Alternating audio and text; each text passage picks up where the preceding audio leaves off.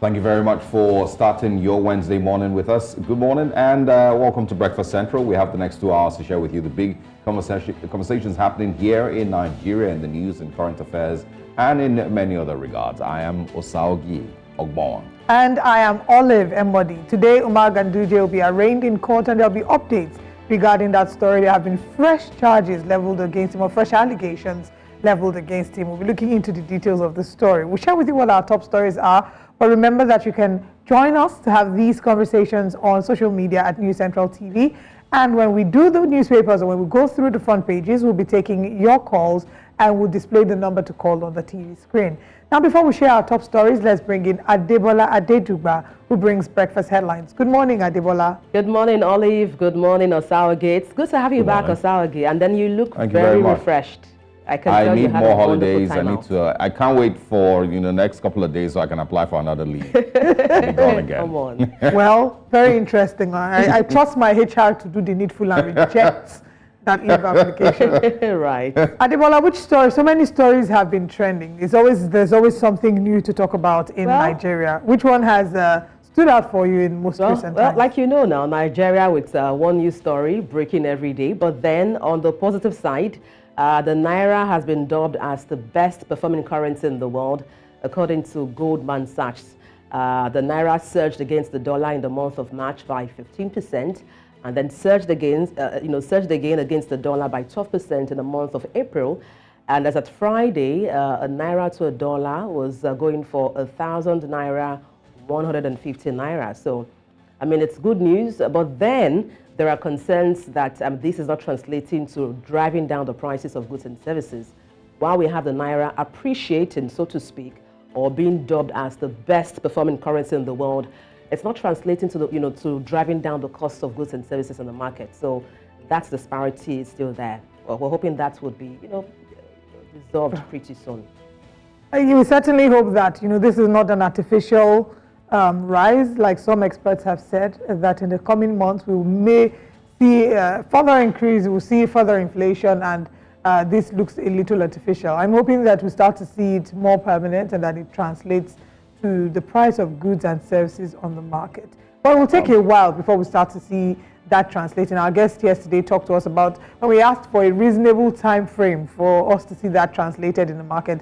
He said 3 to 4 months. So I guess we just have to wait and see. I don't even think, a lot of people are that optimistic, and the reason is, for many people who have observed, what the current economic situation is just not adding up, that the Naira is gaining, the dollar, of course, is now exchanging for just 1,100, 1,200 max. But yet inflation, is currently at 40% for food inflation. Inflation is at 33.2%, I believe.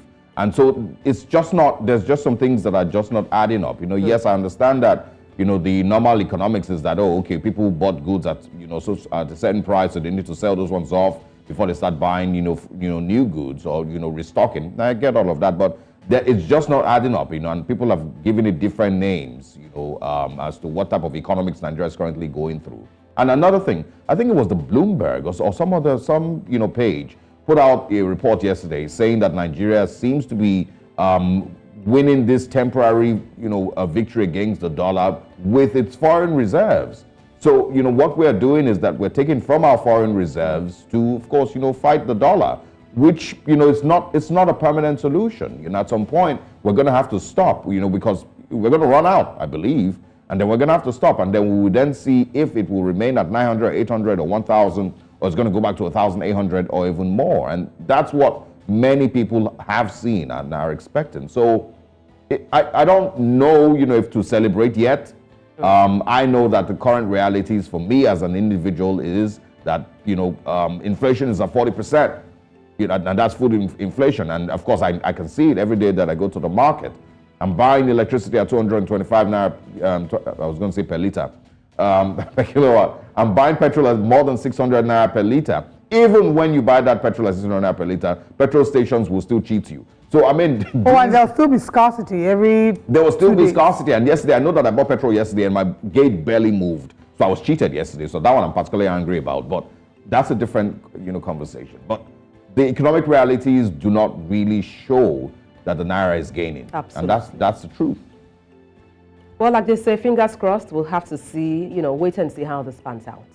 Well, absolutely. Indeed, we have to wait and see. Thank you very much, Adebola. Whilst you wait to bring us breakfast headlines, let's share what our top stories today are. New Central hosts town hall with victims and stakeholders of the demolition that happened in Jakande. Yes, and of course, fresh charges over 51.3 billion naira hits APC chairman Ganduje. And away from that, we'll also be looking at the stakeholders calling for electoral reforms, youth electoral reform policies. What exactly does this mean and what are they asking for? And this morning, Kaduna Assembly probes Nasir El-Rufai over alleged fraud. The plot thickens. Nigeria's military neutralizes ISWAP commanders. These are the stories we're looking at this morning on Breakfast Central. And now, Adebola Adetuba brings you breakfast headlines.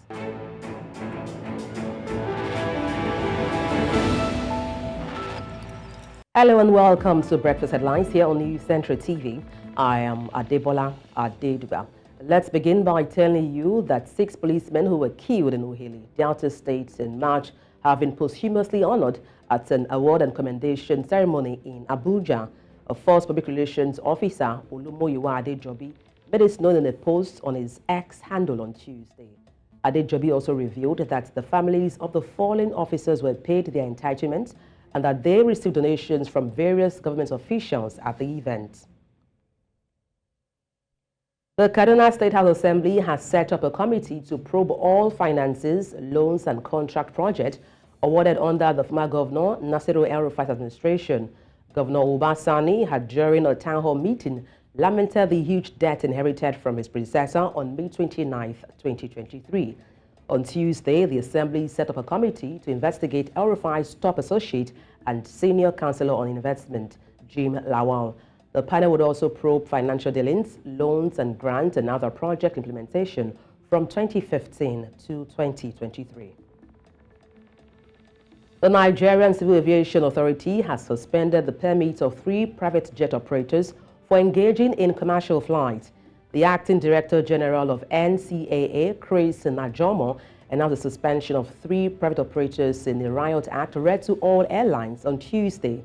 The NCAA boss said the Minister of Aviation and Aerospace Development, Festus Keyamo, gave the marching orders for the cessation of the use of private jets for commercial purposes in 2023, but the operators continued in such acts.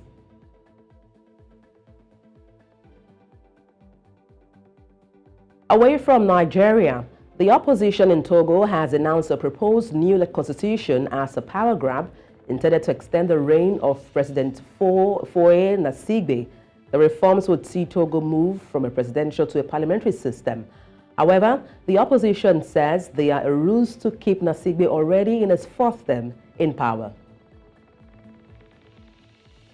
Hundreds of hospital doctors joined the demonstration in the streets of Kenyan capital Nairobi on Tuesday as a nationwide strike by medics neared its 4th week.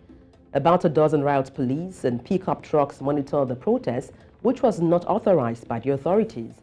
Members of the 7,000-strong Kenya Medical Practitioners, Pharmacists and Dentists Union have been on strike since March 13th to demand better pay and working conditions, disrupting health care at the country's 57 public hospitals.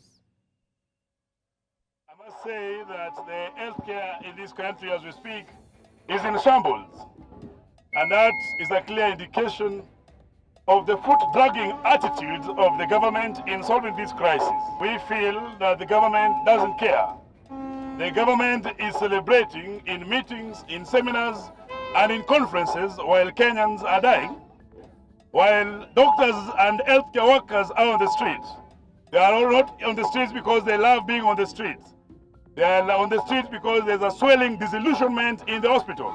And as a union, we are saying that we have seen a lot of threats coming left, right, and center from every corner. But we want to put it out very clearly that as unions, we will not be cowards. We will not be intimidated. We will not be frustrated back to work. And that's a wrap on Breakfast Headlines. It's back to Olive and Osaoge. Thank you very much, Debola, for bringing us Breakfast Headlines. The last story you took was really heartbreaking. To see the medical doctors on strike. Reports have it that they've been on strike for about a month. Well, I was reading on that and I did see a woman share about the hospital nurse. shared that the hospitals were no longer taking in women. The labor wards were empty because there were no doctors to attend to them. So the citizens were then forced to go to private hospitals. So what happens to those who cannot afford private hospitals? I'm hoping that the William Ruto government sees the necessity for them to look into the medical state. And it's something that's not peculiar to Kenya alone. We see that happen in Nigeria as well. Absolutely. It feels like every other month there is a strike, a medical strike or a medical complaint in some measure. The strength of a nation, or the well-being of a nation is largely dependent on the strength of its health sector. So I'm hoping that the William Ruto government sees the importance of this and resolves this issue as soon as possible so that citizens in their numbers do not die as a result of the strike. You took the words right out of my mouth, Olive. I mean, reminds of a similar case here in Nigeria, where doctors go on strike, agitating for better working conditions, arrears of salaries being owed, not paid, and all of that. It just calls, it calls to question as to why those dealing with lives are not being treated better. I feel this is a sector where they need to be compensated for their efforts or for their hard work, because they deal with lives. And imagine strike, like you rightly pointed out, going on, and then you have patients sick, people trying to access care, but they can't access care because the hospitals are on strike or the doctors have refused to work. So it's just a call for, better payment for doctors, those in the medical professions, beyond Nigeria, beyond Kenya.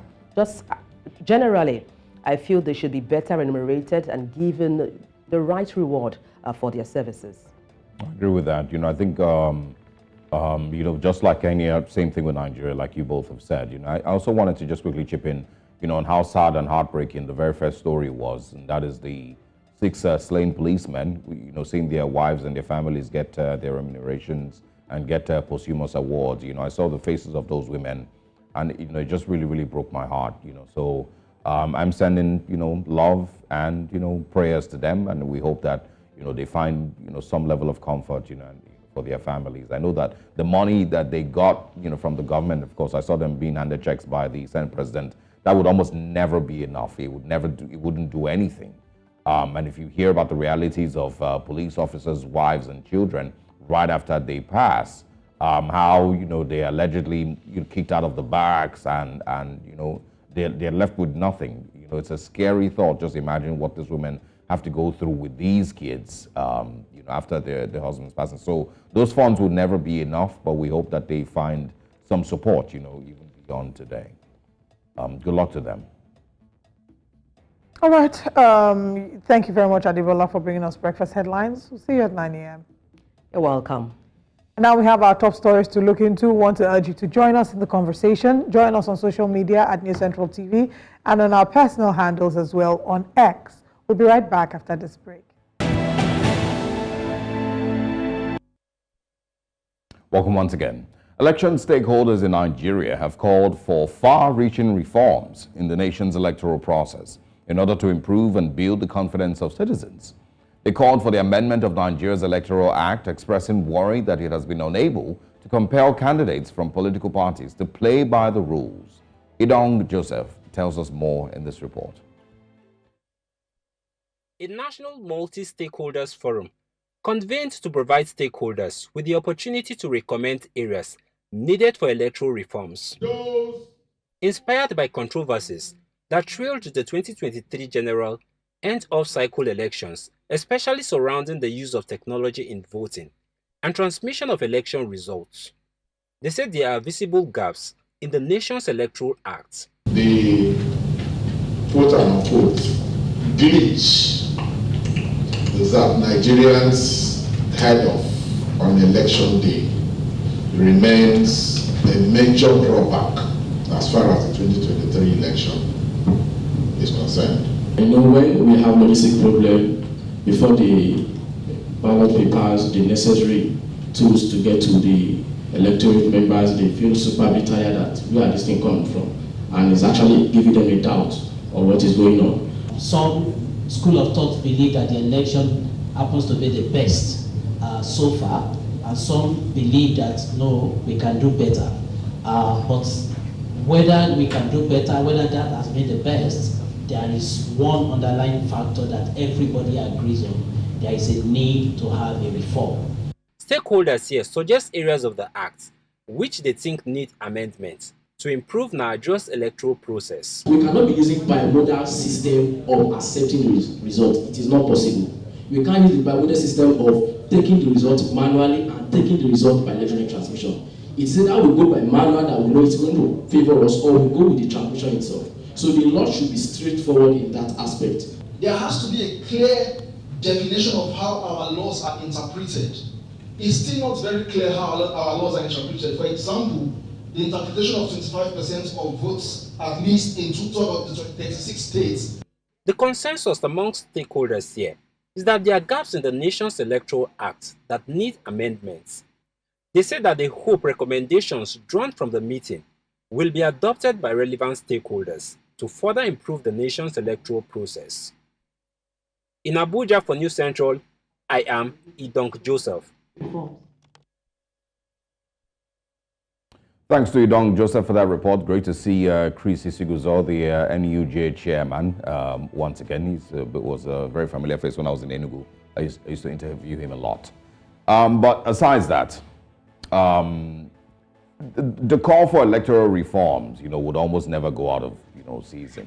It would probably happen every 6 months until the next general elections. And these are very important calls, with every group that has come together to make similar calls, to strengthen Nigeria's electoral process, to strengthen Nigeria's leadership recruitment process. We have made amendments, we have made improvements in the last, roughly 5, 6, maybe 10 years. The Electoral Act, amendment bill, of course, was signed. Steps were taken. The challenge that Nigerians have, and if we're being honest, is not just about the laws, and it's not just about the Electoral Act itself, or what level of amendment needs to be made. It is about adhering to what the law says. It is about Nigerians and about the electoral body itself, the Independent National Electoral Commission, adhering to what the law says. About voters' cards, about registered voters, about what's it called now? Sending result sheets, or online or not. Some of all those little details here and there that define the 2023 elections, because nobody really complained that the act was inefficient or was inadequate to carry out 2023 elections. The act, to a large extent, should be able to carry out free and fair elections if it is done according to what it says. But when the spokesperson for INEC, Festus Okoye, says this, today, and then INEC does a different thing tomorrow, and then they can't now come and justify where the disparities have been between what they say and what they've done. That's where the challenge is. It's, right. And no matter how many amendments we make to the Electoral Act, if INEC itself as a body, and INEC staff, and INEC ad hoc staff, and everybody who is a part of the electoral process doesn't respect that, and if when people go to court to challenge the credibility of the election because it hasn't gone according to what INEC says, and the court throws out those cases, it's a waste of time. No matter how many times you amend the Electoral Act, if it is not adhered to, and the courts do not also adhere to what the law says, it's a complete waste of time. If we continue to find loopholes here and there to excuse the failure to upload results on INEC servers, it's a complete waste of time. There's really nothing more to add, right? Whilst reforms are necessary and important, like you said, it then behoves on the actors to implement what the Act says, to ensure that things are being run that way. We cannot forget the lack of the transmission saga, to transmit now or to transmit later at the last election. So whilst there are provisions for these laws and the amendments, it's important that they are implemented. Yeah. So yes, we'll keep talking about them, and we hope that in the nearest future, by the next elections, we will see massive improvement, because what we have right now is a flawed democracy, is what we have, because people don't feel the need to vote or to participate in the electoral process because they feel like they will be cheated. They feel that their desire, their will not be reflected, and that the bodies, the necessary bodies like INEC, will not follow the law to the letter, and that the courts also, in some cases, have been used as an instrument of subversion, is what some people feel. So we're hoping that by the next elections, the reforms that will happen. But more importantly, implementation of these reforms is what we're looking to see. And again, it's not saying that we shouldn't bother making improvements. Oh no, it's important. We should. we should be clear on which, I mean, there seems to be an issue with the language with which, these acts are also stated. Is it law that results must be uploaded? If they are not uploaded, are those results going to be discarded or not? Those little, bits and pieces here and there, maybe, the amendments need to be sure of, so that when we're going into 2027, we know. But again, what we currently have should be enough to run free and fair elections. And at the same time, aside the Electoral Act, there's also different parts of the Nigerian electoral process that must be sorted out. The use of violence, the influx of tribalism and bigotry into the electoral conversations, the lack of debates by candidates that are meant to be running. That's a very key one. Because a number of us didn't hear, we didn't see the debate. Our current president, the most we saw him speak about, I don't think he showed up for any of the debates. No, he didn't. It was at Chatham House that we heard him speak. So yes, that's something that we need to look at. Anyway, let's move away from there to what's happening in Lagos State. Barely 1 month after the demolition of a section of Jakonde Estate, Ilasan in Lagos, residents are still in search of closure, while the Lagos State government is engaging the leaders of the Residents Association on addressing their concerns. The big question is how the huge housing deficit in the state and other major cities in the country can be reduced at the same time with urbanization and development. Providing answers to this, News Central hosted a town hall meeting with the affected evictees of the estate and relevant stakeholders. Here's what went down.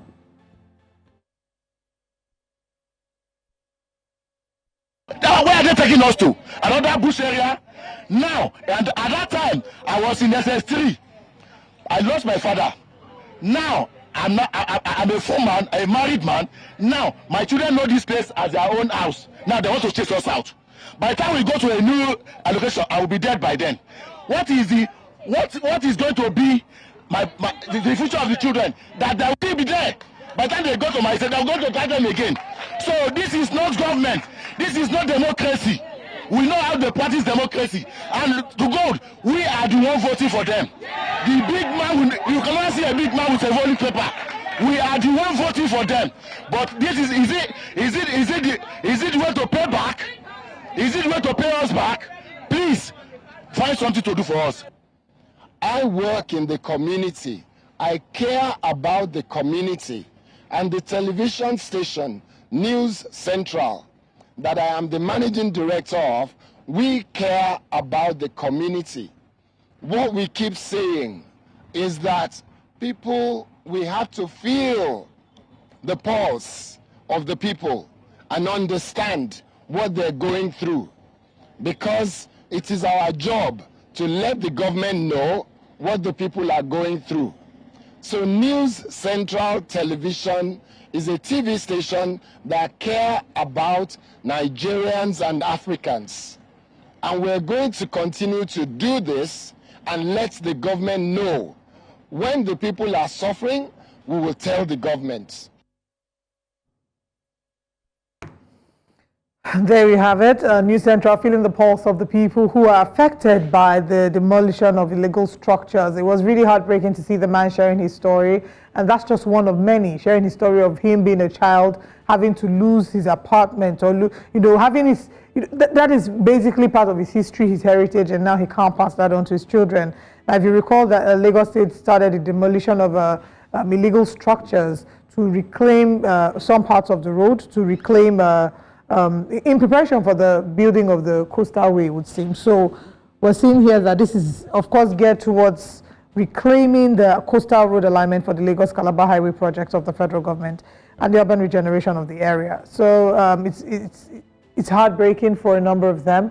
I don't know how the government is going to get around this, and we're just going to have to keep speaking up. There should be discussions on compensation, but a couple of them, are illegal, structures. A couple of them, are shanties that have been placed, in those areas. But of course, there's also those who are rightful owners of those, properties and the land that they are on. So I'm hoping that there is adequate compensation, and the government has or puts that into consideration. Times are too hard, and I think that's one of the major challenges that in today's current, economic realities, it is just the wrong time to be doing these type of things to people. But of course, the government that has plans needs to make, carry out those plans. Is just extremely tough having to do it in a time when people are dealing with so much, increase in cost of living. Trying to get just to get their families to survive every passing day and every month and every quarter. It's hard enough. Then you now imagine heaping the cost of relocation on these same people. People that have barely found food to eat. Yeah, exactly. So, and I mean, look at the faces of these people. None of them here looks like they are extremely well-to-do, and can easily move. So I'm hoping that there are plans, for proper... And even if they are extremely well-to-do and can easily move. Yeah, it doesn't matter. Right now, the cost of finding a property in Lagos is wild. I sort of started looking. I decided to go house hunting again to see if I would see something within a budget so I could move from where I currently am. And the prices I was seeing, I had to just respect myself and tell myself, you would have another year here, because the prices of housing has doubled. It's not what it was last year, and that's one. Two, I don't know if they were giving adequate notice. So what will constitute so that's also one of the things to allow them prepare themselves? Yeah, it's also one of the things that I saw. I'm not sure if it's the same story, but there's a notice that I saw that it was 5 days. That they're giving 5 days to move from those places. So back in those, again, there is obviously a little bit here and there where government may have failed, to fully represent them.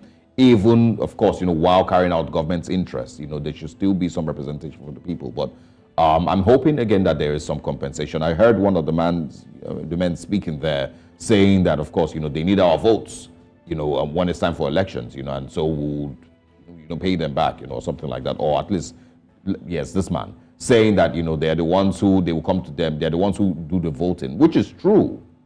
And so I'm hoping, that they understand the value of these people, and they wouldn't just disregard their complaints, in a time like this. Unfortunately, land laws, in Nigeria do not necessarily favor the occupants of the land. Section 1 of the Land Use Act. Basically, every land in the state belongs to the governor. Yeah. So he holds it in trust. Yeah. Anyway, let's move away from that. We'll bring update on this story as we proceed. But we'll take a very quick break, and when we come back, we'll be talking about the very fresh case against Dr. Umar Abdullahi Ganduje.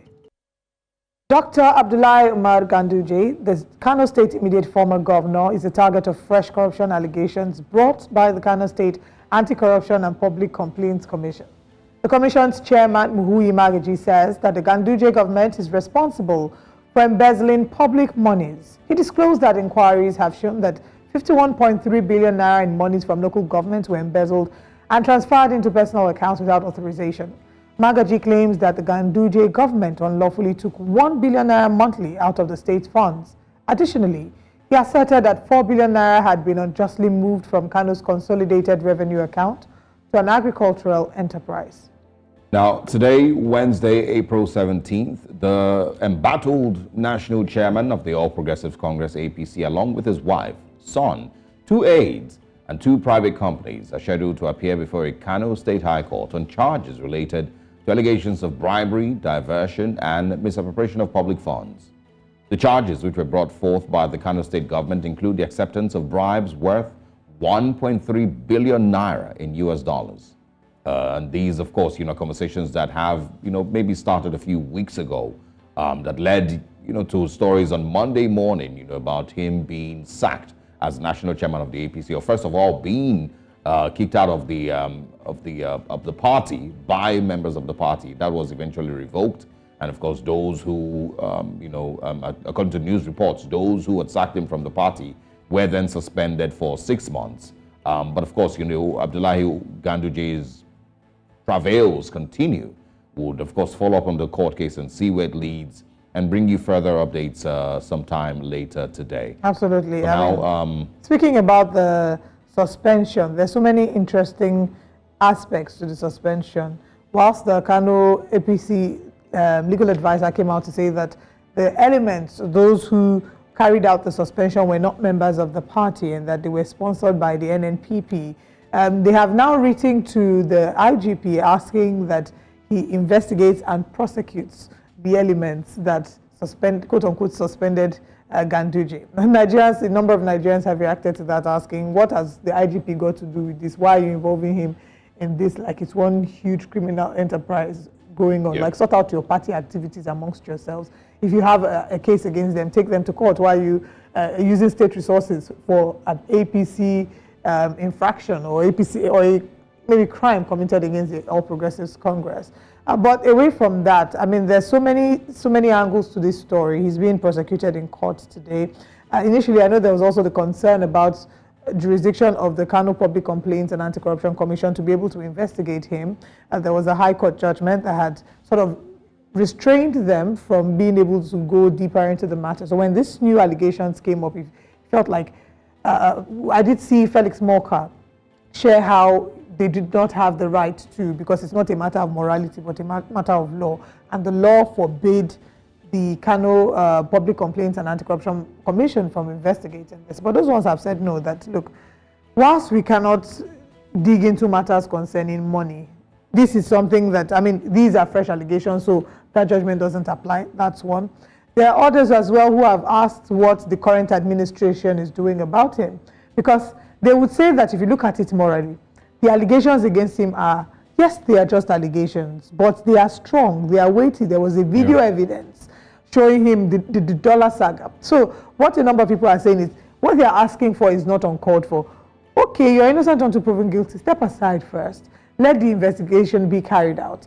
And when you've been proven to be innocent, you can then step back in and continue as the APC chair. So a number of people have said that it makes the All Progressives Congress look bad, makes the current administration look like they do not care, because there's so many allegations against him, and it sort of paints the party with a very negative brush. I mean, these are some of the arguments that I've seen on social media about the situation. But I mean, he currently doesn't have any, immunity. Simply being APC chairman.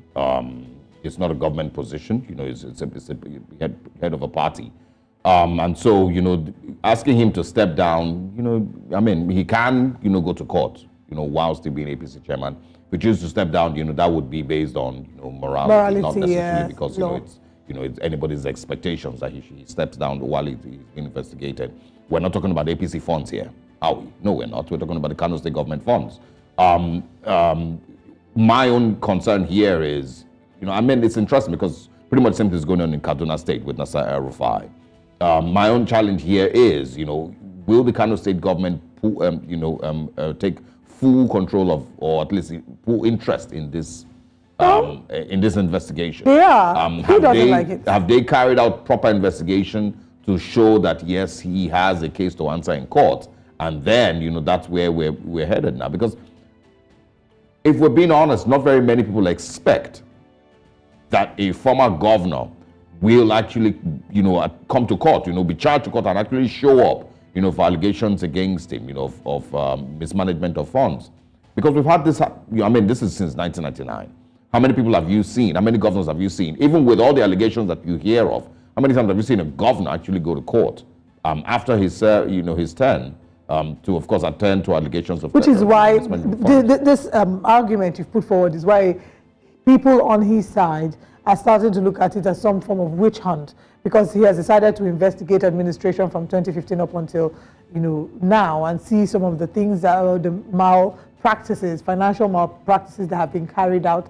The the current governor says it's not anything personal, it's not anything targeted at Ganduje himself, but they're ensuring that they clean up the state. They're ensuring that they close up the leaking holes, not in their exact words. But a number of Ganduje supporters have said that this is witch hunt, that if he wants to prove that he's really passionate about the state, he should go and start investigation from before Ganduje. And why is he particular about investigating Ganduje? But one thing that most Nigerians, or many Nigerians, agree with is the fact that if we start to see more cases where the incumbent governor does a proper, thorough investigation into the past administration and calls out whatever ills or wrongs were being done in that administration, it will set a precedent for the coming administration to know that, or the person in power to know that once I leave, my immunity is out and the person after me can investigate me. So I would rather ensure that my books are in order so that I'm not, I'm not found guilty offenses being done. But our immunity for governors they seem to want it to, No, I think what happens is, what I read is that there is an unspoken agreement that governors have with their successors, that you will not prosecute me. And that's why you see that governors, I mean, it's not just particularly Nigeria. And it's not even just governors. We even see it with ministers. Yes. I mean, but what happens is that they will always put people, in office, or they will always support people to replace them. That's why they say, this is the governor's chosen candidate. This is, who the person is, is nominating to succeed him. We're seeing it currently going on in Edo State. We've seen it happen in many other places. Unfortunately, in Rivers State, it always backfires. But the point is that these things always play out this way, so that the, corruption cases against that particular governor would almost never see the light of day, because he has, enabled a person who is loyal to him to succeed him as governor. That's what mostly happens. But aside that, there seems to still be that unspoken rule, because there's no way that, since 1999, anyone's going to convince me or any other person that with the trillions, not billions, trillions of naira that have passed through state governors' coffers in all 36 states of the country, trillions and trillions of naira, that we've barely seen any development that matches those funds. No one will be able to convince anybody that there's not been some level of graft or mismanagement of funds here and there. Yes. And that includes monies that have been sent as, security votes or whatnot. And even, when government, the federal government releases, money to state governors as, grants or as loans, or whatnot. Or where there has been conflict of interest, where they're sort of assigning contracts or buying properties in the names of a company, and you later find out that this company belongs to the person in power, their family very members. Very true. But the point is that it's hard to convince anybody that money is not being mismanaged or being stolen, somehow, some way. Maybe not by the governors themselves, but at least somebody, closely tied to them. But on this particular case, it also reads like there is simply a clash between the NNPP and the APC in Kano State, and that's where, it might be coming from. But regardless, if he has case to answer in court, it will be nice to see that he actually does have his day in court and is, found innocent or found guilty. Today is his day in court. There are fresh allegations of 53.1 billion naira. We will be bringing updates. After today, we certainly will be looking into the story tomorrow. But our subsequent bulletins here on News Central will look into the details of the court appearance today. But let's move away from that story to another very interesting, similar story. Moments after he spoke about the federal government still paying for fuel subsidies, a corruption investigation into former Governor Nasir El-Rufai by the Kaduna House of Assembly has been launched. The legislator stated that between 2015 and 2023, a fact-finding committee will look into claims of corrupt practices involving financial transactions, grants, loans, and project implementations. Now, here is a breakdown. The corruption investigation is being conducted, of course, amid rumors of a falling out between Nasir El-Rufai and Uba Sani, who's the successor. I did mention, that this has never worked in Rivers State, but seems Kaduna State also is having the same thing. A lot of debt that Mr. Sani inherited from El-Rufai has been criticized recently. The governor announced on March 30th that the El-Rufai government left his administration with 115 contractual commitments, 85 billion naira in debt, and $587 million also in debt. Yes, so once again, it seems there's at least a successor willing to investigate the financial dealings of the person, of course, who he is replacing. So it's happening in Kaduna State. I wish that it would happen in every state across the country. I wish that it would, it would be a thing that actually happens, and not just in, on the state level, but also on the federal level. Let us see proper investigations into the dealings of the previous administration. Let us see what the Buhari administration did. Let us see exactly what happened in the last 8 years of the Buhari administration. Absolutely. I think it's one of the Which Way Nigerians that episodes that I did, that I was asking if there's an unspoken rule that presidents, when they're done with their tenures, just go into retirement, go home and enjoy the hundreds of millions of naira that the Nigerian government affords them every year as ex-presidents. And so, is there an unspoken rule that, you know, these people should not be investigated? Will President Muhammad Buhari be asked questions? Right. Now, it's important to know that El-Rufai's son, Bashir El-Rufai, stated on X that the current governor is building a banquet hall for 7 billion naira, while in the same breath lamenting about debt left by the previous administration. Joining us to look deeper into this conversation is Jide Johnson, a public affairs analyst. Good morning. Thank you very much for joining us. What do you make of this saga happening with El-Rufai? First of all, I think we will go back to the claims that he made about the government sort of still paying subsidies before we get into this current story.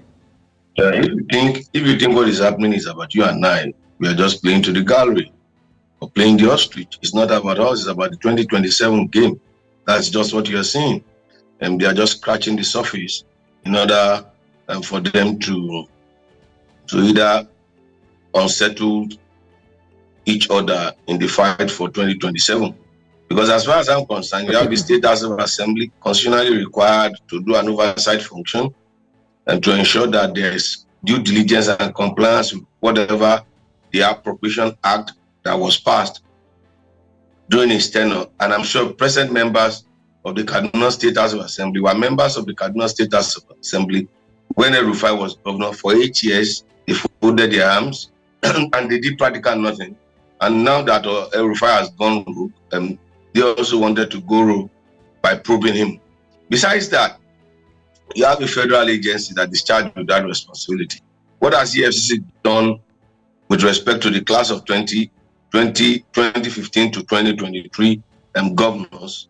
You recall that in the past, the class of 1999, which the present president governor belonged to, when they finished their tenure in 2007, they were all invited by EFCC. The class of 2007, which Fashola belonged to, and some other governors, when they finished their tenure, they were all invited. But the reverse has been the case in recent times. So as far as I'm concerned, this is about just high-wire politics. The members of the Kaduna State House of Assembly, they were, quote-unquote, handpicked by El-Rufai to run for the State House of Assembly election, particularly the APC member, and even the governor himself. So as far as I'm concerned, if they are really thinking about carrying out this investigation, doing a thorough investigation, they shouldn't have waited for this time. They should have prevented this from happening. And beyond that, what comes out of this investigation? We have had series and series of investigation left, right, and center that we don't eventually see the outcome of the investigation. The present Senate president, the record before he became the Senate president, was under EFCC investigation. And then when EFCC was looking for him, they said, oh, he had to go abroad for medical emergency, that they need to attend to a medical issue. So when we see all of these things, it's not, we have seen the politicization, and that's what a lot of people are kicking against. Look, the law should be applied regardless of who is involved. Rather than apply the law to the political class, what do you think that the EFCC does? The EFCC one goes after Yahoo boys, which are just small scales, people involved in economic and financial crimes. They go after, now the far the intent is to go after people stealing Naira, whereas they are not going after people stealing billions of Naira from public fund, not complying with budgetary provisions, committing heinous crime against the state. So as far as I'm concerned, concerning this, don't get involved and don't get emotional with this fight, because with the political class, you may never know. Today, the same House of Assembly that is investigating El-Rufai can come out tomorrow and give him a clean bill of health. Yeah. Well, let's also, bring in, the Abdullahi Ganduje case. Do you think it's similar, or is there more to what's going on with Abdullahi Ganduje? Yeah, you recall that even is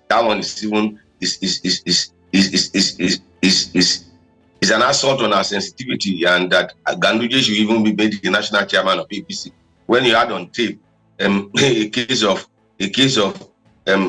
corruption against him, that he should even be the first person that should be invited by the EFCC once he lost his immunity as governor. But what was done? He was rewarded with national chairman of the APC. And then if you see what is playing out in Kano, you also know that it's about the high wire the Iowa politics concerning 2027.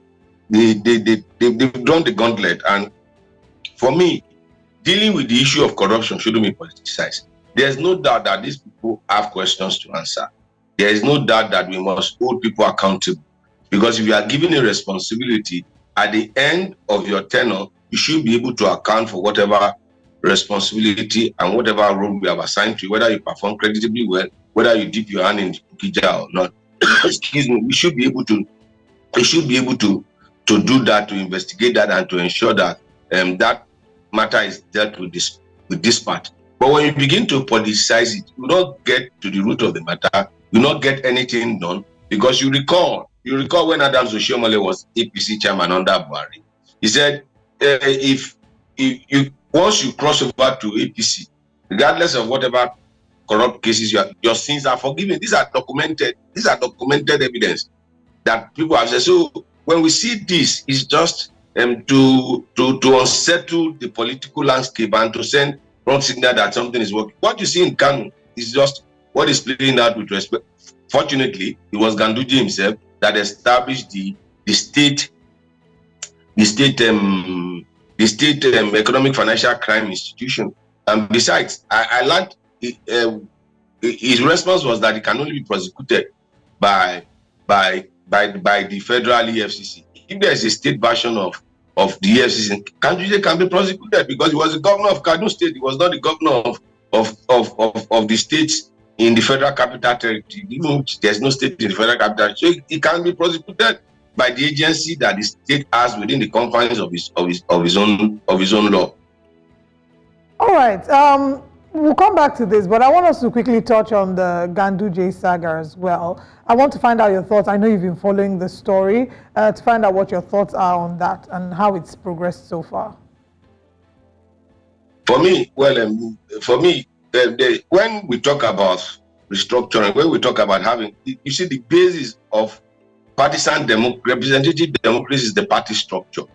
Now, in Nigeria, what we have is an over-centralized party structure, whereby the power belongs to the national secretariat, whereas the power belongs to the ward. Everybody joins the political party from the unit. That's how the day you want to vote, you go to your polling unit to vote. From your unit to your zone to your ward. That's the political structure. So the greatest power in any political spectrum is the ward. That's where you get your membership. You don't get your membership at the state level. You don't get your membership at the national level. You get your membership at the ward level. So when you want to talk about taking disciplinary measures against anybody, regardless of whatever status that person has, it starts from the ward. However, we have seen over-centralization. For example, look at what happened in Ondo State. They are conducting the primaries of APC. When they wanted to do the screening of the gubernatorial, they took every one of them. They took every one of them to Abuja. This is an aberration. It's an aberration to representative democracy. It's an aberration to the system of government which we practice, which is federal system of government, which talks about power, devolution of power amongst the federating units and the constituent units of the nation. So you could see the high power politics. One, Ganduje was suspended by the ward. The state responded by dissolving within hours, by dissolving the state, by dissolving the ward executive council of they did not wait for the local government executive council of the party to deal with that. Permit me to interrupt very quickly. I think the question that I meant to ask, that I should have asked, was, following the story so far, today he's appearing in court. There are fresh allegations of over 51 billion naira misappropriation of funds. What are your expectations from the court's appearance today? Well, we'll wait for that to play out, and I think that will be a long drawn battle. Even the one that has happened in the party, we go to the courts. You see that we have the judiciary was heavily involved in the outcome of 2023 election, and I can tell you for a fact, moving forward to 2027, the judiciary will be heavily involved in terms of corruption cases against some of these gladiators and players, and in terms of the party structure that we have at the party system. So the court will be heavily involved, and with the court you may never know where the outcome will be, because until they pass their judgment, everybody is still on his toes, and it's not an easy time for Ganduje with respect to the court cases as far as I'm concerned. All right, Jide Johnson, thank you so much for your time with us. We certainly will be following up with the story, and we look forward to having you coming back to react when we see what exactly happens in court. It's a pleasure to be with you this morning. Have a wonderful day. Thank you very much for having me. All right. And now, if you're just joining us, let's share a recap of the stories that we've looked at this morning on Breakfast Central. This morning, we've talked about the fresh charge. It is over 51.3 billion naira.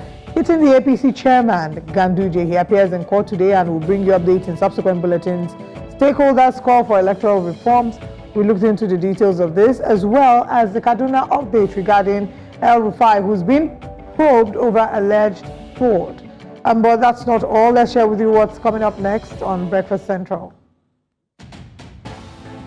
Coming up next, Nigerian military neutralizes ISWAP commanders.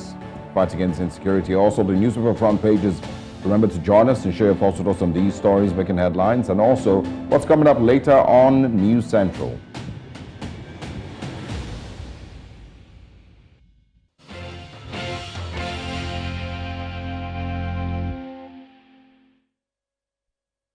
Welcome back to Breakfast Central. Now let's find out what the big stories making the headlines today are. Looking at the front pages with us and analyzing the story is Seun Okunade. Good to have you as always. Good morning. Good morning. Very bright Wednesday morning. If you look outside there, not only in the station. A very bright Wednesday morning. It's not raining today. Let's have the bright side of the day. I beg. I enjoyed the rains. The weather has been cool. The heat has been too much. Because I don't know where my band is. So I've been enjoying the light. Just create a band for yourself. Rubber band. Okay, this is the point where we open the phone lines. If you'd like to share some stories or react to any of the stories that we're looking at this morning, the numbers to call are on your TV screen. And please remember that before you call, you turn down the volume of your TV set so we can have a proper conversation, or else we'd be unfortunately forced to disconnect the call. Now let's look at our first paper this morning. And our first paper on this morning is this Nigerian newspaper. 148 local government areas fall within high flood risk areas, federal government warns. Like the head that I just talked about, the rains, and how interesting they've been. Food prices crashing over economic policies, according to Edu. Which food prices? Is it the same markets that there have been reports, that a bag of rice has dropped to 50-something thousand or 60-something. It's about 60-something. The last I had is 62,500. Yeah. Okay. Those were, some reports, I'll go do some market surveying today and see what the market's saying.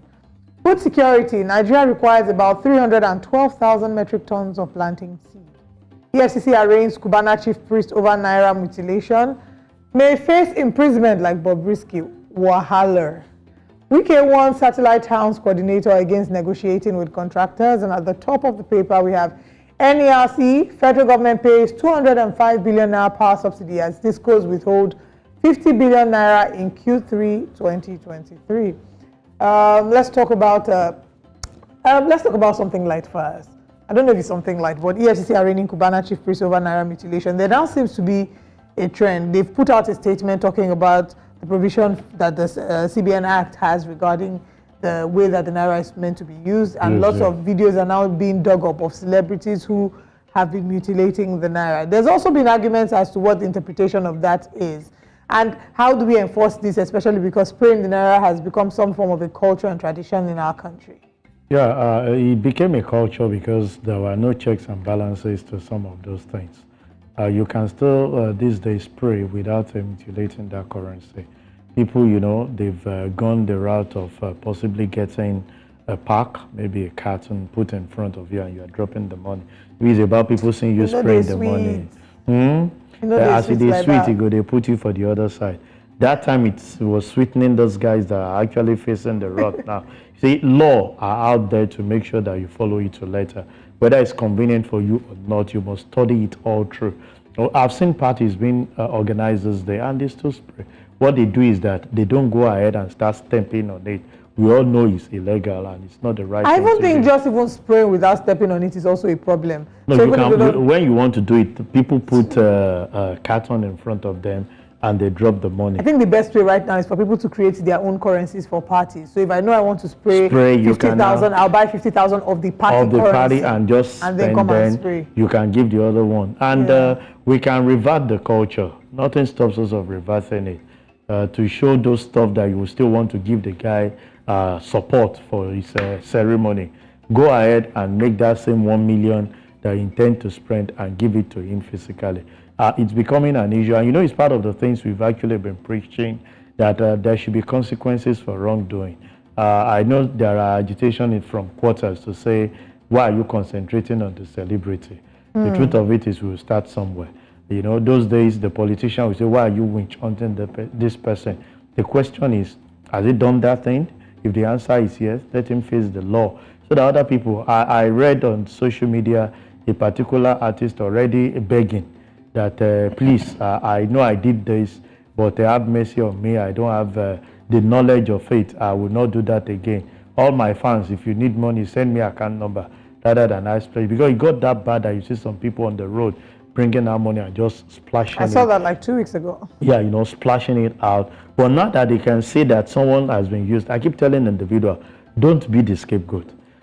It might be Bobrisky and Cubana Priest, man, that will be used, and the rest will just be free. But whether you like it or not, that has gone out. And everybody is taking. I was at a party yesterday, and the announcement was made. Please, if you want to give the celebrant money, put it in his pocket, or you actually send it to his account number. This is the account that has been provided if you must support. I think the route we need to go is that let's follow the law to letter.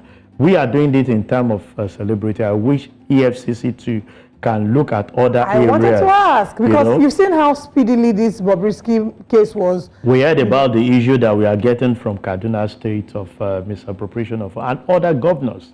How much is EFCC pushing their searchlight? Most of the time, these issues take longer period. That when you are asking for the refund, if actually they are found culpable, the time value of that money is really not going to be the same. Somebody who has parted with about 1 billion naira 4 years ago, and you are still on the case till now. If peradventure you ask him to refund the 1 billion, is it the same value? The answer is no. I think it's high time that we start charging interest, at the market prevailing price on whatever money you are going to we are going to recover from you. We must start facing some of these things. We can see what they are doing to the celebrities. Let this too be extended to those that are actually affecting our economy, misappropriating our funds, who are in place of leadership, so that people will know that going into a place of leadership is not for yourself interest, is for the generality, for the betterment of the generality of the people, and I think we can have a sane environment. I just feel, it's a misdirection of, of what the EFCC should be doing. Like you also mentioned, I feel like there are more important things that Nigerians are bothered with, right now, and that's where their focus should be on. But EFCC will pick you up that should be the work of ICPC, because there are two, and we are talking of public servants. Yeah, well, I mean, they have a task force that was even set up, to fight mutilation and all of that. I don't know if they're going to be at every event center across Lagos this weekend. I don't know if they're going to be in every event center across, FCT and in Benin and in they don't need to be there. I mean, because what they're referring or what they're relying on now is social media, evidence, of course, of course. Are they going to be in every place across the country, making sure that trust Nigerians? They have already adopted the word. When you want to spray, people, in fact, they will collect your phone and keep outside. So you cannot. So we can do it if you are not physically there as an official. People can still do it. The only area, all these ones that they are showing, Bobrisky and all those things, they were not physically present there. There are pictures or videos that they saw on social media. There could also be argument, as to exactly what you call mutilation. Exactly. Well, the law stipulates that you don't spray and step on the currency. Okay, so I mean, spraying is mutilation? Well, I don't think they are picking spraying as mutilation. But when you spray, you can put it in the box or whatever that is provided you are not stepping on it. It's like I'm giving you money. But this money I'm giving to you is not something you have to pick on the floor or you step on it. If I'm putting, by the time you say putting it in the basket is mutilation, that means paying our offering in church. What about in strip clubs? Wow. Then we'll put those same container in front of those the strippers. You put the container in front of the strippers. So when you're spraying, you put in it there. Please. Let's not. But sincerely speaking, truth be told, I think EFCC is dissipating their energy where it shouldn't be. We need more on the aspect of Lola, who's calling from Lagos. Good morning, Lola. Yes, good morning, everybody. How are you? Very well, thank you. Please go on with your comments.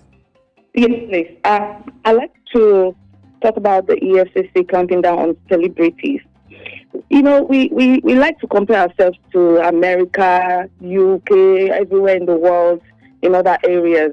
If you notice, even in this country, the celebrities are not left off the hook. As we've seen the Naira, we've seen Michael in his lifetime, and a couple of them go to jail for DIY, driving under influence, you know, and for other things. They are not exempted. To whom much is given, much is expected. Our celebrities influence our society, the minds of the youth and everything. If they are the first people to go down, so be it. Everybody will know that, okay, if a celebrity is not given a preferential treatment, who am I not to comply? So I think I like the way EFCC is going about it. Let every culpable person, be you a celebrity or whoever, be held accountable. We need a better society. We need to start from somewhere. So, Mayoga, even in the strip club, let them put the carton in front. Let them drop the money there. You understand? If they must do that. And I like what she said. People have been printing notes for, what's it called? Official currency. Let them print it. And then, you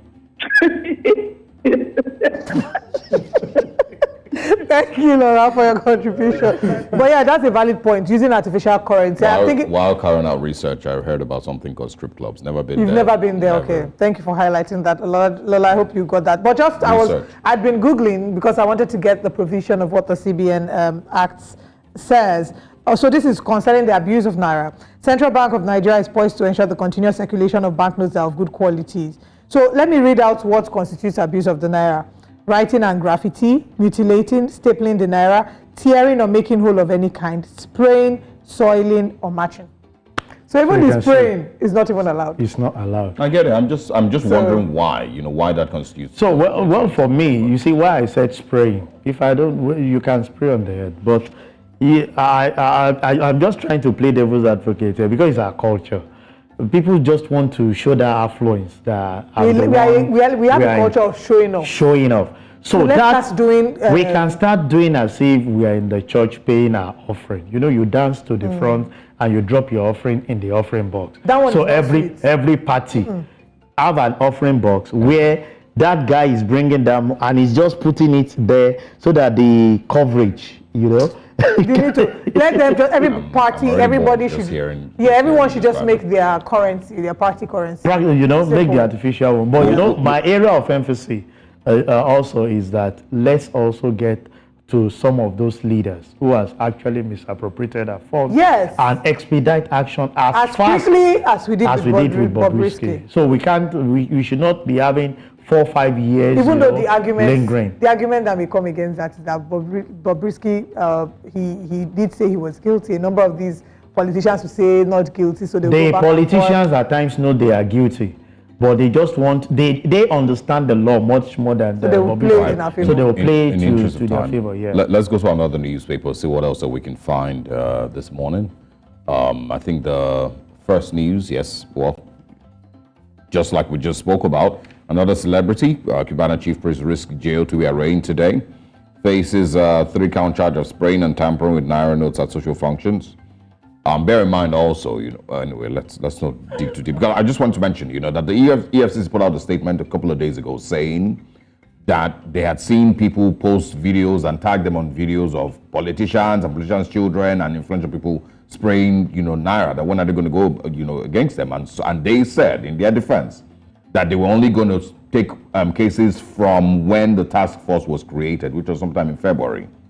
So, those who, I'm sure I've seen people post pictures of the Cubana Chief Priest guy, but I don't know when all those videos, So, good luck to everybody who's going to be going to court. But let's talk about something else. Ganduje suspension, APC petitions IGP declares action criminal. Pro-Wike lawmakers plot to pass confidence vote on Damagun fails. Also, NNPC crisis worsens as faction suspends Kano governor for 6 months. Ganduje in fresh trouble as Kano files new corruption charges against him. NTA withdraws 3 private jet operators' permit for running commercial flights. I think these are the stories that I think that are important on the first news this morning. Quickly, let's talk about Ganduje and of course, his travails going to court today, to of course answer for corruption charges and the news that he was allegedly, removed as APC chairman. Yeah, well, the news is out there. On the issue of the case is facing today, we can't preempt the judgment, but part of the things we'll continue to say is that can we have some of these leaders being actually put on the spot if they have done wrongdoings while they're in government? You see, we keep saying it and we will not be tired of saying it. There must be consequences for wrong action, and that's the only time. No segregal. There are no, you see, in this country, we have law for the poor and law for the rich. That shouldn't be the case. Everyone, what we read while we're growing up is that we are all equal before the law. But when there are issues, there are sacred cows, there are people that are above the law. If some of these things are really genuine and they are culpable, let those people, we've seen high and mighty in developed world goes to jail for actually misappropriating funds that they are supposed to be in custody of for the development of the state. Yeah. But here, most of the time, you see, my own concern is always the delay in judgment on some of these issues. We've seen some run into like 5, 6, 7, 8 years, and you see those people coming out, clean and recontesting to go back and carry out that particular act. Most of the time, I feel we don't always get the story right. We don't carry out investigation before we start running on people. So when you now carry them, you give them the cases and you give them the facts to actually defend, and they put up the defense that these are things that we've seen instances where you hear misappropriation of billions of naira, and people will come with documentation and say, okay, is that what you are saying? This is this for this, this is this for this, and on the long run, you hear nothing has happened. And indeed, a lot happened under the water that you cannot actually mean. So I think most of the time, the EFCC should go the route of doing proper. If the investigation is going to take you that much, let it go. In fact, the person might finish spending the money, but we will definitely look for a way to get it back. And not just that alone, putting them behind the bar will definitely send signal that we must do this thing. This that we are taking to the court, you discover that we might get to the court and the fact will not be there, and it will come out to say the case lacked merit or is not substantive for them to hear at the court of law, and the man will just be out there. So I think we should always get our facts right before we put those things before the judges, and the judges should just be fair enough to do what is right. One thing I keep telling individuals is that you can do what pleases you, but posterity will judge when time comes to say that which you are supposed to have done right that you failed to do is hurting you even when you are at older age. All right, just to quickly mention, I missed the story on the first news that says 28 killed in fresh attack on Benue community. I did, think about this yesterday, that, I hope that we're never going to see that. But unfortunately, we're seeing a seeming reemergence of violence in the Middle Belt, region, which saddens me. I hope we wake up one day and don't read that particular killing. I also heard of the attack, I think in one of the dailies this morning on the Abuja-Lokoja road where the driver was killed and 16 kidnapped from the bus. So you wake up every day and that's the story we keep having. And it's because most of the time we hear about people, abductors being rescued from the hand of the people that kidnapped them. We are the people that kidnapped them. Yeah. Until we start saying, being able to say, okay, these are part of the people that we saw that kidnapped and we were able to rescue from them, and these are the punishment you're going to. A lot of my lawyer friends will say, son, those are your capital punishment you are actually asking for. People need to face the court. I say, you caught someone red-handedly that is actually a kidnapper who has killed and is about to kill certain set of people, even killing people economically. Do you know, when you ask for ransom, you are actually killing families economically, and you are able to apprehend them, rescue the victim, and you are not punishing them. You said they should go through the track, go through the judges. I appreciate Asia. they get hold of you and you're finished. Straight away. You don't have to wait for anything with judgment that somebody can now use the money that they've gotten and buy judgment for himself. Just they get hold of you and they finish you, and that on its own we set signal to say they've killed one, they've killed two, they've killed three. I think this little that I've enjoyed in this kidnapping, let me relax and don't continue. But most of the time we ask about people being rescued, thousands being rescued, and not just one abductors or kidnappers has actually been brought to justice to say these are the people we are punishing. That's the area where I'm concerned. Well, they said they don't negotiate. At least I heard the NSA say over 1,000 people were rescued without having any ransom being paid. Okay, ransom. Can they come and explain exactly how these people are being rescued? I don't know why people will now go into this fruitless effort of trying to kidnap, and after a few days you just give them straight off to the government and say these are your people, take them, go free of charge. I'm still trying to match that up. Here's the thing, government will always say no to negotiation. Yeah. Even if we can assume that they, maybe have their own ways of negotiating, behind, closed doors. Prisoner swaps also happen, where they, get some of the, those kidnapped, and then of course give, them their. And you ask yourself, are those things right? But those things, no. But it's I don't know if to call it right or wrong, but it happens not just in Nigeria, across the world. Of course. Where you have to do a prisoner swap when you are overwhelmed with the negotiating process, or you've really just been stuck. The government would also not come out and tell you that, okay, we negotiated and we paid ransom to kidnappers. That no government should say that, even if you have to. But what I think is important from what you said, which I agree with, is as much as you either agree to negotiating or not, what's important is that we see that people are being arrested and being sent to prison for the crimes of kidnapping. And if we don't see that happen, the most popular person that we are aware of is Evans. And after Evans, the rate of kidnapping in Nigeria has been 1,000% worse. And still, we can't point to 10 people and say, okay, these 10 people in the last 10 years. Where is Evans today? What story can you say about him? Still in custody, I believe. Still in custody, you believe. These are things that we keep saying. For me, pardon me, this level of, I love the approach of the Asians. You can call them that they are not democratic, they are not this. People cannot be killing our economy. When they ask for 10 million ransom from you, you gather all your friends. They start dropping 100,000, 200,000, people that are struggling to feed. Yeah. All because they perceive that if you apprehend this person, we can definitely get money from them. And you are able to rescue without negotiating, and you are not punishing them. So you're voting for capital punishment? Capital punishment. By the time you have like 50 of them, taking off the guard. Others that are actually, because as we speak, people are actually thinking in that direction that might seem the most viable business for them to venture into, because they've not seen anyone being punished for that act. And don't just say we will take them to the court. Like you are saying, you now have swap when you want to negotiate. When you kill them, nothing to swap now.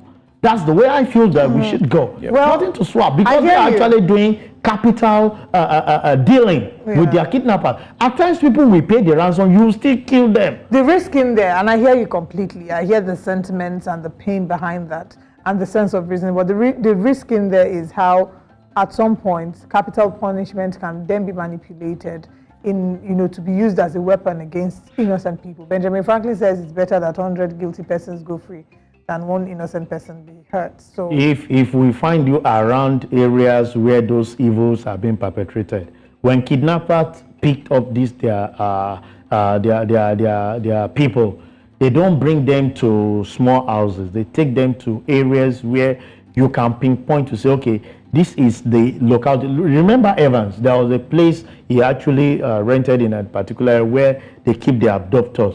Part of the things is that you just consider that if this is where you're using, and 10 of you are there as at the time that we are apprehending people to rescue and train, all of you are victims.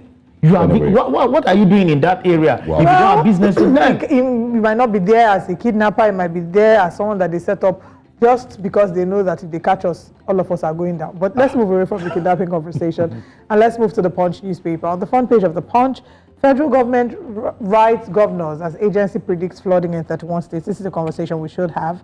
Federal government lists local governments in Akwa Ibom, Lagos, Adamawa, Ogun, Benue, 26 others as high flood risk areas. Benue demolishes riverside buildings. Lagos directs residents to relocate. Sokoto, Edo, others begin campaigns. NDLEA destroys 304,436 kilograms of illicit drugs in Lagos. PDP, PDP National Working Committee summit report on Wike as NEC meets on Thursday. Lord on Chidima's dress matched Ataga's DNA, according to experts. I don't know if you remember the story. Very unfortunate. UCH denies harboring Yoruba Nation agitators. $30 billion loss. Federal government may revoke unused oil well licenses. 27 states failed to access 54.9 billion Naira UBEC fund. And finally, marketers excited as Dangote lowers diesel to 1,000 Naira per litre. That good news? Well, good news, but how long can we sustain this? Dangote is a private-owned company. He might decide to do anything. I think it's a wake-up call to the government. Some of us have said this times with that number that government should not be seen in the business of doing business. Leave it in the hands of the people that can do it. Dangote has proved us right that within stipulated time is able to bring up a refinery, the so-called moribund refinery. If you're leaving it in the hands of business investors, those that understand the dynamics of business, they will revamp it, get a lot of things. And you can imagine he's been able to crash this now to 1,000 Naira. So when you have 1, 2, 3 people, in that business, pumping in is about demand and supply. When you have more supply outweighing your demand, the price of that particular product will definitely crash. The marketers are celebrating today, forgetting that he's a businessman. Tomorrow, he can decide to make it 1,006 and give you every reason why that thing is actually going up. And you have no excuse because nobody is competing. Remember when some telco came in there, they were made to understand that per second billing is not obtainable, the cost of SIM is as high as everything. But a particular person came in, broke into the market, and was able to, diffuse that, brought in per second, and we saw everybody forcing themselves to actually do that. We saw kudos to my brother. I refer to him as because he's a Nigerian airpiece, Lagos-London flight. He entered the market. I was able to break the price. So I feel that if we have more people in the business, it will definitely bring, even if they are individual business owner, competition is good and it's healthy for our economy, so that people start looking at what's the best place I can use to converge and get my customer. This is good, but sustaining it is what I cannot, because government promised us Port Harcourt refinery, December, January, no story. This is middle of April, we are not getting anything. You see, a businessman will not give you a specific time that he knows that it will not be achievable, because he knows that his customer is anxiously waiting to tap into that. A lot of people would have planned and say, okay, if this refinery start working, I think we can invest in this, get this done. We keep the federal government keep telling us more foreign direct investment when we don't have that, consistency in the policy that we dish out. I was thinking that by now, as Dangote is reflecting to say you push this out, Port Harcourt will push this out, and we'll be able to have more of those products in the market. As quickly as possible, in 30 seconds or less. This big story, federal government writes governors as agency predicts flooding in 31 states. How does this come to you with a lot of concern, especially with all the drama going on with the Ministry of Humanitarian Affairs? Yeah, well, humanitarian affairs is really not too concerned, but I think the state governors indeed should wake up to that responsibility. If anything happens, the federal government can only, show compassion and possibly dish out from ecological fund.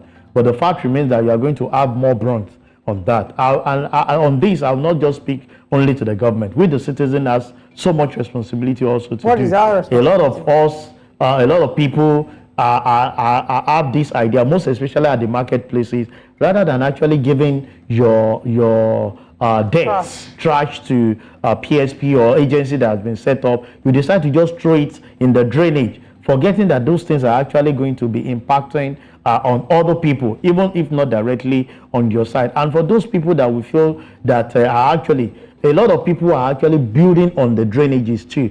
This we must, the government must follow through to make sure that don't allow people to even construct, because that on its own is that one is another wastages. conversation for another day. You because understand? how did they even get the approval to start the construction? Most of the time, people just internally say, "Oh God, don't worry, we'll work it out," and that's the area of corruption we're saying. Yes, later people will now come and say this is an area that government has reserved as a walkway or where the drainages should go, and they'll start the Seun Okunade, thank you so much for joining us. We're out of time. We'll go on a break now, and when we come back, we're looking at more top stories in the second hour.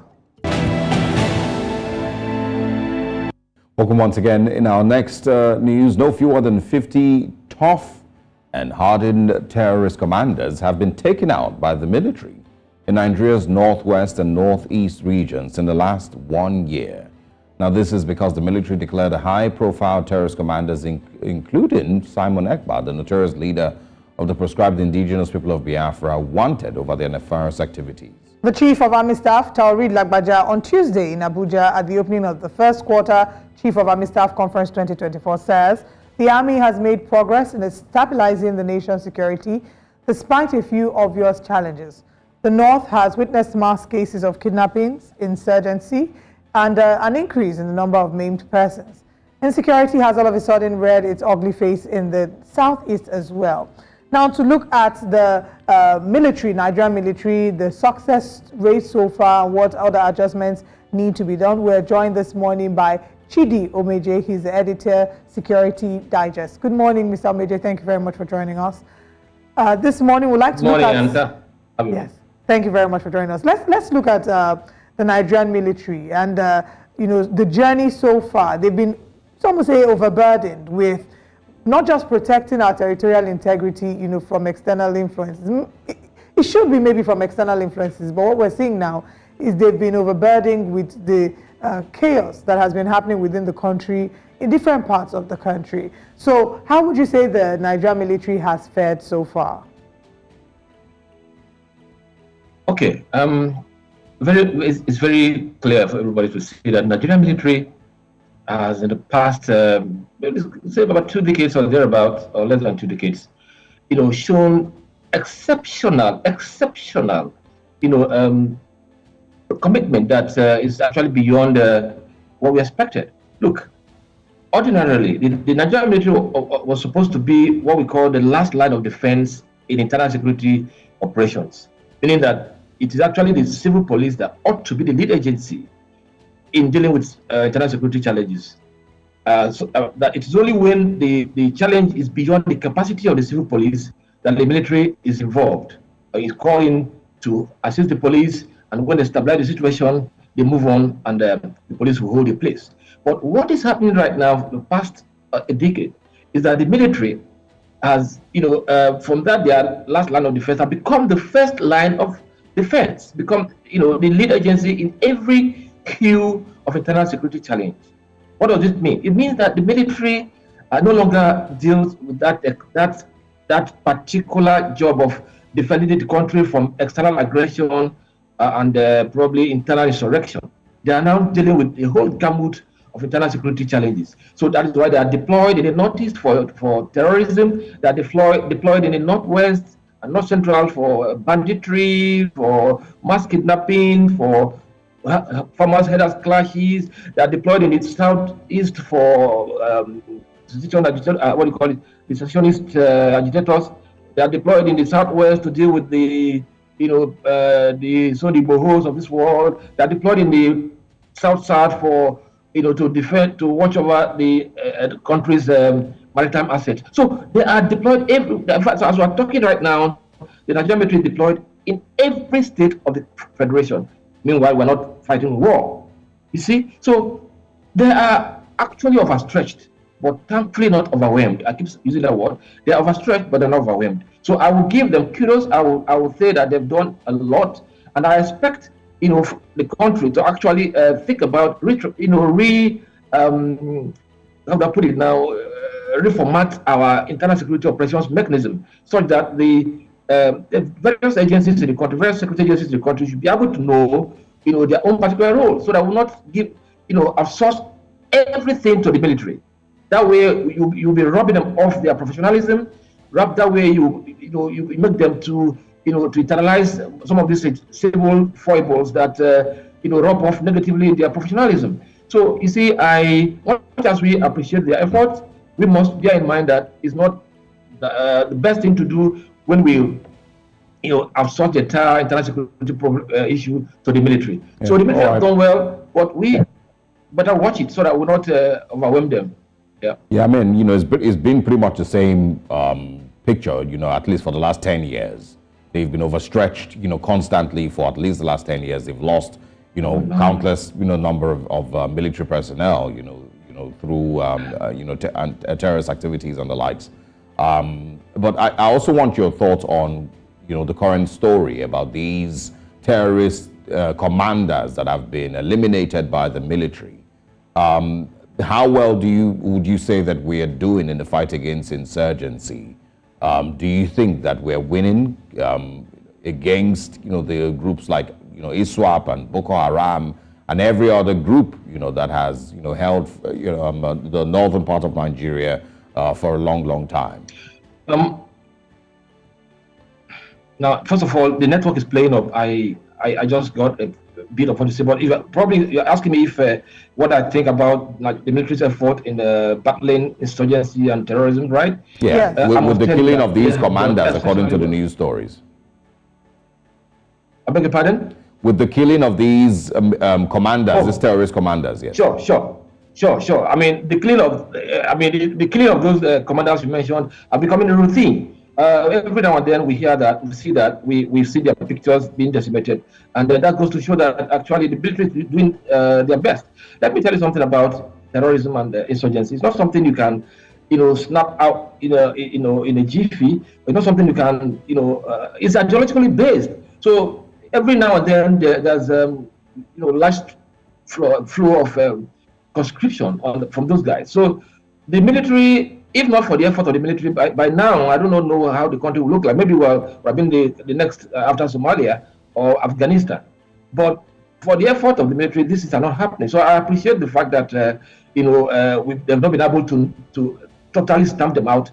It's not possible. The only time I think we have the world witness eventual stamping out of terrorism is in, I think, is I remember the place, but what I'm trying to say is that it's not easy. It's not something you can actually stop at the point.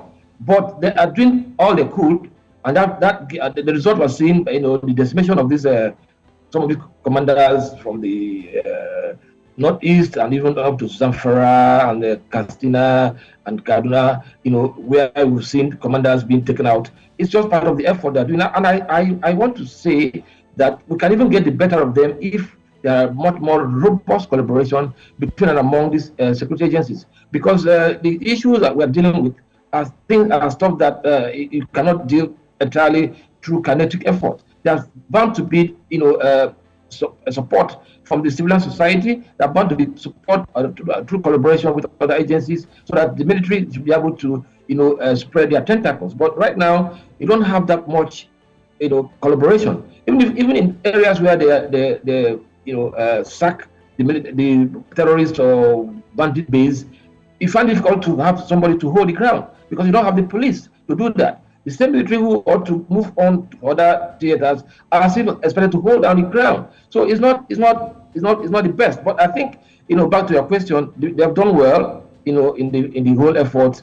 against terrorism and banditry in the country. They've done exceptionally well. Yeah, and what would you say are the next steps? Looking at the journey that we've been on so far, we're talking about eliminate commanders. I don't know what maybe you start with sharing what the reality is. Do we still have parts of northern Nigeria being, controlled by these terror groups? Do we still have them in their hundreds or maybe even thousands, fully armed in parts of northern Nigeria? What's the reality? And then what would you say you would prescribe as the next step that the Nigerian military should be taking if we want to see a seeming end to insurgency in the next 5 years? Yet again, the network is playing up, but I got a bit of the question. Yes, I think that there are parts of the country where we understand that the terrorists are still exerting some level of authority, but that does not mean that they have taken over, sovereign part of Nigerian sovereignty. What happens is that there are some ungoverned spaces where you can actually notice the presence of these guys there. That is what I'm talking about. That you do not have enough boot on the ground to cover the entire, spaces that you ought to cover because of the paucity of, troops on ground. All right, we seem to have lost connection with Omeje Chidi, but we thank you very much for joining us on this conversation, and you've done justice to the topic. We do look forward to continuing the conversation at a later date. But now we bring you Which Way Nigeria, and today we'll be having a very important conversation as we remember the abducted Chibok girls. A few days ago, international media organizations and other very influential groups played their part in marking the 10th year anniversary of the Chibok girls' kidnap. For those who don't remember, on the 14th of April in 2014, 276 girls were abducted by Boko Haram fighters from their school in the town of Chibok in Borno State, Nigeria. And from that number, 57 reportedly escaped as they were being taken away. About 128 were either rescued, exchanged through prisoner swaps, or just found their way back home, which still leaves, about 90 of them, still not found. Of these numbers, many were married off to their terrorist kidnappers. About 34 children were born from these girl victims while in captivity. Heartbreaking.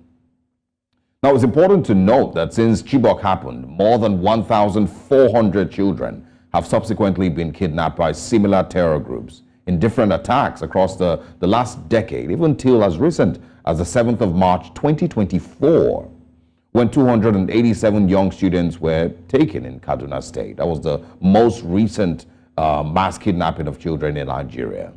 I'm adding that detail just to make it clear that even though there have been 3 administrations since 2014, Nigeria has still not been able to solve its mass kidnapping problem. The Nigerian security architecture has still not been developed and improved enough to ensure that such a horrific incident never occurs again. 10 years later, imagine this, 2014 to 2024, still no significant improvement that assures the average Nigerian that, there wouldn't be any mass kidnapping, sometime next week. It's such a shame. Now back to Chibok. My thoughts this morning are mostly to ask the Nigerian government, have we forgotten our daughters? Was there an agreement that was made to forget these poor girls with their kidnappers? Has our country moved on and concluded that we should just forget about them and move on to other pressing issues? These 90-plus girls who are still unaccounted for, who is going to bring them home? And after 2 tenures of former President Buhari and now the current government, who is taking these girls seriously and who is bringing them home? Are we so cold-hearted as a nation to just move on and forget that we have our daughters being held by kidnappers 10 years running? Like, what kind of National Assembly goes on year after year and completely ignores citizens who are taken by a terrorist group? What kind of governors come and go without bringing back those who are lost and without even mentioning them, except when it's time to remember the anniversary? What kind of nation simply moves on and needs to be reminded by international organizations that its citizens are unaccounted for? What kind of, state or houses of assembly do we have that can just move on? I'm talking about Borno State now. Can just move on when their citizens, from their own state have been missing year after year for up to 10 years. We're talking about 90 Nigerians. This is not even talking about the rest of them that have been kidnapped over that time. Again, I'm asking this morning, did we have an agreement as a nation that we should just move on from the Chibok story? Have we concluded that they would never be found? And so, let's move on to other things. Is that the agreement that we had? And so to those girls this morning, I say that we are sorry your country failed you. The same way your country has failed even those that we see on the streets every day begging. Look across you in Lagos. Kids, 5-year-olds, 4-year-olds, 7-year-olds begging. Your country failed you. Those who are sitting under trees learning because there are no proper schools in different parts of the country. Nigeria failed you, and Nigeria failed them too. Those parents who have held on to faith and God for 10 good years, still hoping and praying that their children come back someday. Nigeria equally failed you. And this morning we say sorry to you. It's important that President Bola Ahmed Tinubu takes it as a matter of national interest to bring those girls home. It may be 10 years after, but Nigeria cannot just move on. The Borno state government also can't just move on without ensuring that those 90+ girls and every other person who's currently in captivity is brought back home. It should be a matter of national interest to bring back every Nigerian who is unaccounted for. Every single one of them. And we can't just move on. Good morning, Nigerians. Thank you very much for joining us. And those were very important questions that need to be asked. As we close today's show, let's share with you what's happening later today on News Central. At 10 a.m. West African time, join us as we look at Jasiri, women's show for all women by all women. 11 a.m. West African time, Business Edge. 12 p.m. West African time, News Central now.